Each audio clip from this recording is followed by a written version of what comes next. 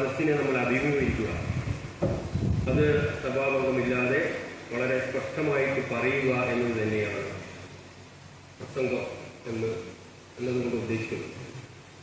അത് പ്രാക്ടിക്കലാണ്. ആ പ്രാക്ടിക്കലിൻ്റെ ഒരു വശമാണ് ഈ പ്രസംഗ പരിശീലന ക്ലാസ്. പൊതു ഇടങ്ങളിൽ വളരെ സജീവമായി ഇടപെടുന്ന ആളുകളാണ് നിങ്ങളൊക്കെ.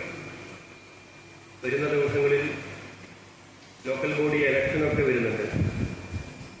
ആ സമയത്തൊക്കെ നിങ്ങൾ ജനങ്ങളെ അഭിമുഖീകരിക്കാൻ സന്നദ്ധരായി നിൽക്കുന്ന ഒരാണ് എന്നും ഞങ്ങൾക്കറിയാം.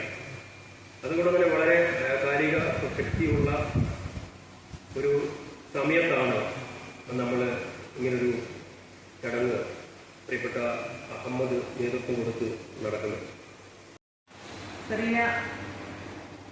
ബഹുമാനപ്പെട്ട സാരിനോട് നാസറിനോടൊക്കെ ഈ കാര്യം സൂചിപ്പിച്ചതിന്റെ ഭാഗമായിട്ടാണ് ഇവിടെ ഈ ക്ലാസ് സംഘടിപ്പിക്കപ്പെട്ടിട്ടുള്ളതെന്ന് അറിയാൻ വേണ്ടി വളരെയധികം സന്തോഷമുണ്ട്.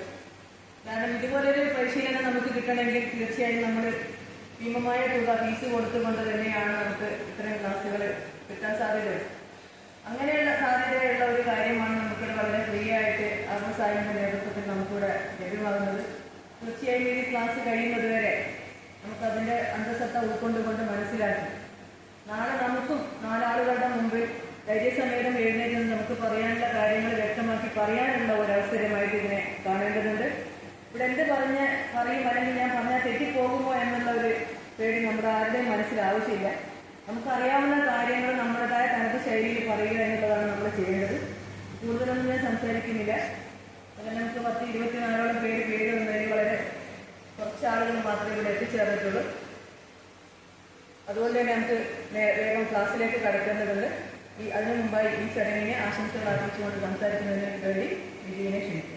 നിരന്തരമായിട്ട് പരിശീലിക്കുന്നത് ആവശ്യമാണ്. പരിശീലനത്തിലൂടെ മാത്രമേ പ്രസംഗം എന്ന കലയെ നമുക്ക് വളർത്തിയെടുക്കാൻ വേണ്ടി സാധിക്കുള്ളൂ. ഒന്നും പറയാതെ നമുക്ക് വേദിയിൽ കയറിയിരുന്നുകൊണ്ട് പറയാൻ വേണ്ടി സാധിക്കും, ഒന്നും പ്രകടിപ്പിക്കാൻ വേണ്ടി സാധിക്കില്ല. അതുകൊണ്ട് തീർച്ചയായും നമുക്ക് ജീവിതത്തിൽ കിട്ടിയിട്ട് ഈ ഒരു അവസരം നല്ല രീതിയിൽ ഉപയോഗപ്പെടുത്തുകയാണെങ്കിൽ നമുക്ക് ജീവിതത്തിൽ വലിയ വിജയമായിട്ട് മാറാൻ വേണ്ടി സാധിക്കുന്നത് യാഥാർത്ഥ്യമാണ്. അതുകൊണ്ട് നമുക്ക് അഹമ്മദ് നമ്മുടെ സുഹൃത്താണ്. എത്രയോ കാലമായിട്ട് നമ്മൾ ഒന്നിച്ച് നടക്കുന്ന ആളാണ്. അഹമ്മദിക്കായിക്കോട്ടെ നാസറിക്കായിക്കോട്ടെ ഇവരെല്ലാം തന്നെ അടുത്ത സുഹൃത്തുക്കളാണ്.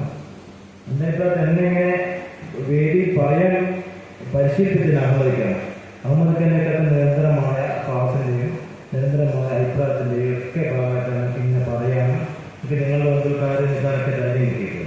ഇങ്ങനെ നല്ലൊരു ധൈര്യം അഹമ്മദിക്കയുടെ ക്ലാസ്സിലൂടെ ഈ വേദിയിൽ 2 പേർക്ക് സംസാരിക്കുവാൻ എനിക്ക് അവസരം തന്ന സുമയ്യ, അതുപോലെ തന്നെ സെറീന മുറ്റങ്കി, എല്ലാവരും ഈ പരിപാടിക്ക് എല്ലാവിധ ആശംസകളും.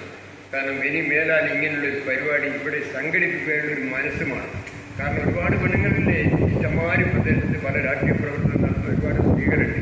അപ്പോൾ ഒരിക്കൊന്നും തോന്നാത്ത, ഒരിക്കൊന്നും മനസ്സിൽ ഉദിക്കാത്ത ഒരു കാഴ്ച, ആ കാഴ്ചപ്പാടിനൊക്കെയാണ് ഇങ്ങനെ ഇത്തിരിയും പെണ്ണുങ്ങളല്ലേ സ്ത്രീകളെല്ലാം പറഞ്ഞല്ലോ, ഞങ്ങൾക്ക് ഇത്തിരിയും നല്ല കാര്യങ്ങൾ ആദ്യമായിട്ടാണ് ഞാനിങ്ങനെ വരുന്നത്, മൈക്കേണ്ട പറയും നമ്മുടെ വീട്ടിലെ കാര്യങ്ങളാണ് നോക്കരുത്. കാരണം എന്താ വെച്ചാൽ പുറത്ത് വരുന്നില്ല, ഒരു വേദികൾ കിട്ടുന്നില്ല.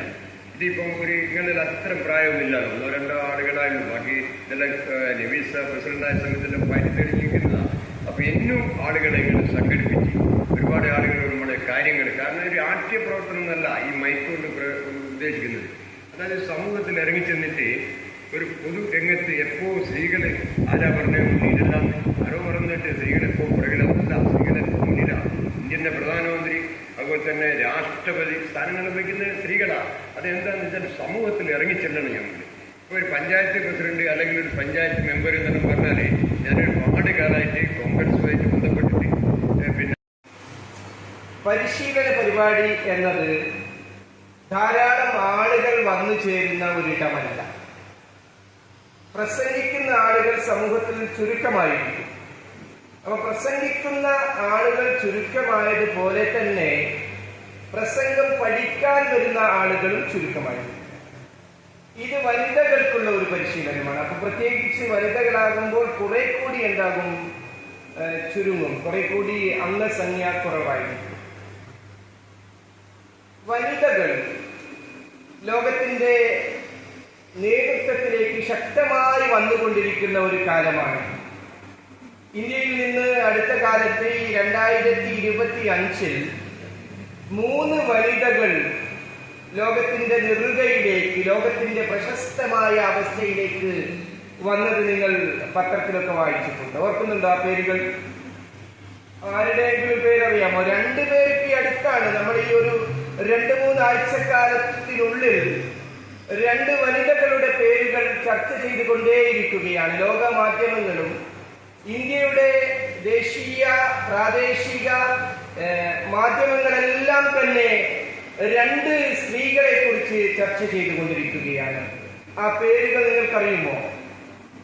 ഒരാളുടെ പേര് ഞാൻ പറയാം. ലോകത്ത് കുറച്ചു മുമ്പ്, ഈ 2 പേരുടേതല്ല, അതിനു മുമ്പ് ലോകം ചർച്ച ചെയ്യപ്പെട്ട ഒരാളുടെ പേര് സുനിത വില്യംസ് എന്നാണ്. കേട്ടിട്ടില്ലേ? കുറച്ചു ദിവസത്തേക്ക് വേണ്ടി മാത്രം ബഹിരാകാശത്തേക്ക് പോവുകയും പിന്നീട് 9 മാസക്കാലം ബഹിരാകാശ നിലയത്തിൽ ജീവിക്കുകയും ചെയ്ത് തിരിച്ചു വന്ന സുനിത വില്യംസ്. അവരൊരു ഇന്ത്യക്കാരിയാണ്. നിങ്ങൾക്കറിയില്ല, ഇപ്പോൾ അമേരിക്കൻ സിറ്റിസനാണ്. പക്ഷെ അവർ ഗുജറാത്തിൽ ജനിച്ച ഒരു ഇന്ത്യൻ വംശജയാണ്. പക്ഷെ ഇപ്പോൾ 2 ആളുകളുടെ പേർ വളരെ ശ്രദ്ധേയമായ നിലയിൽ നാം പറഞ്ഞുകൊണ്ടേയിരിക്കുന്നു. അല്ലെങ്കിൽ ആ സമുദായത്തിലെ അംഗങ്ങളാണ്. ഒരാളുടെ പേര് യോമിക സിംഗ് എന്നാണ്. എന്ന് കേട്ടിട്ടുണ്ടോ? അതുകൊണ്ടാണ് ഞാൻ പറയാതിരുന്നത്. കാരണം ഓമിക സിംഗിനെ നിങ്ങൾ അത്രമേൽ ശ്രദ്ധിച്ചിട്ടില്ല. നമ്മളിപ്പോൾ പാകിസ്ഥാനുമായിട്ട് ഒരു വിഷയം വന്നപ്പോൾ പുരുഷന്മാർ മാത്രം ഇടപെടുന്ന, ഇന്ത്യയുടെ സൈന്യത്തിന്റെ നായകത്വം വഹിച്ചുകൊണ്ട് പാകിസ്ഥാനിന്റെ ടെററിസ്റ്റ് ഏരിയയിൽ അറ്റാക്ക് നടത്തിയത് സോഫിയ ഖുറൈഷി എന്ന് പറയുന്ന സ്ത്രീയാണ്. ഞാനിങ്ങനെ കണ്ണുമിഴിച്ച് അത്ഭുതപ്പെട്ട് നിൽക്കുകയാണ്. അവരുടെ ആ സൈനിക വാഹനത്തിലേക്ക് കയറി വരുന്നതൊക്കെ നിങ്ങൾ കണ്ടിട്ടേ? വളരെ സ്ട്രെയിറ്റ് ആയിട്ട്, അതിഗംഭീരമായിട്ട്, പ്രൗഢമായിട്ട് നടന്നു വന്നിട്ട് ആ വിമാനത്തിലേക്ക്, അല്ലെങ്കിൽ ആ സൈനിക വാഹനത്തിലേക്ക് കയറി നിങ്ങൾ ശ്രദ്ധിച്ചിട്ടുണ്ടോ?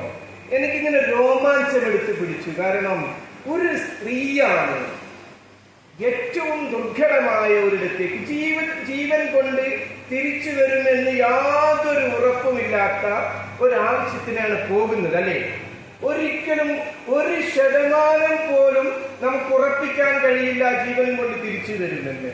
അവരാണ് പാകിസ്ഥാനിലെ ടെററിസ്റ്റ് മേഖലയിൽ പോയിട്ട് ഇത് വർഷിക്കുന്നത്.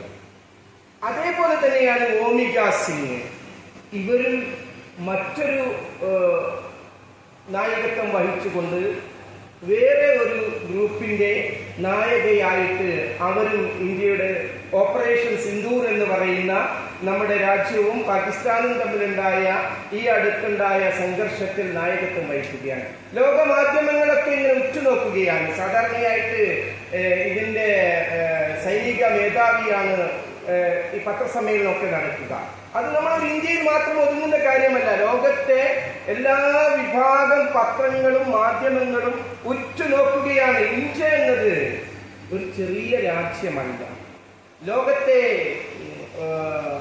വലിയ രാഷ്ട്രങ്ങളിലൊന്നാണ് ഇന്ത്യ. ഇന്ത്യക്ക് വലിയ സാംസ്കാരികവും മറ്റ് ചരിത്രപരവുമായൊക്കെ വലിയ പൈതൃകമുള്ള ഒരു രാജ്യമാണ്.